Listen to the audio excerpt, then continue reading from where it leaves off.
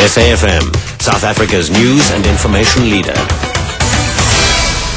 Consumers must cut electricity use and Burma signs a preliminary ceasefire. Good afternoon. Eskom says customers must cut their power usage by 10% to keep the country's electricity supply running. The power utility has previously warned that the power system would be particularly challenged this year.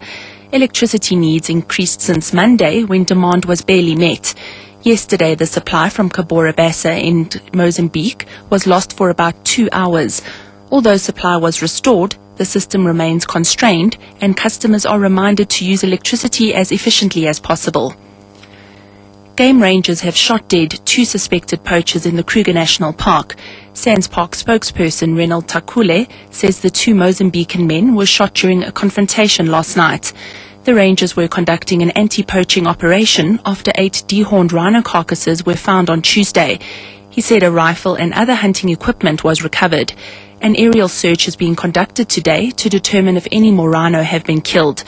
Last year, about 443 rhino were killed for their horns, with 333 killed in 2010.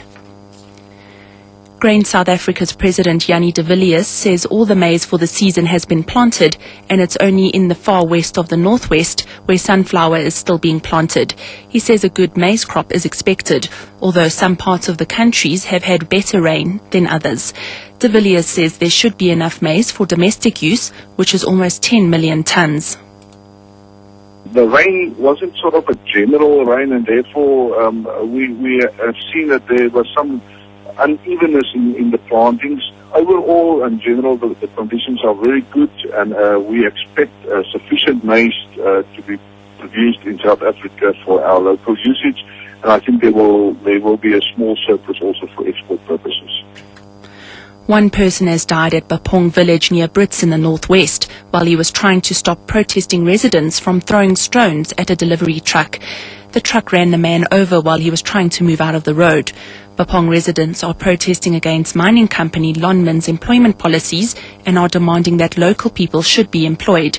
They also want bursaries to be offered to school children and help in developing the village. Residents were barricading the N4 road leading to Sun City with stones and burning tires. Police spokesperson Adele Myberg says the situation is tense. Around about 6 o'clock, they started barricading the roads. That is on the N4. The police has been monitoring the situation ever since yesterday, and of course the people are being monitored by police. We've had no arrests made and no violent actions apart from the barricading of the roads up till so far. But as I said, the situation is tense, but it's peaceful and it's under control at this moment.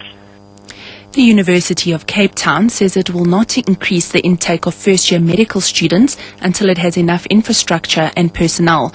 Health Minister Aaron Motsoaledi has called on the country's 8 medical schools to increase the number of first-year medical students in order to help alleviate the shortage of doctors. But Professor Marian Jacobs, the acting dean of the Faculty of Health at UCT, says they can only admit 200 out of the 5,000 applications who want to study medicine there. You can imagine how frustrating it is for us to have to make a decision when we know that there are probably at least double the number of students out there that we could have admitted if only we had the facilities and the resources to do so.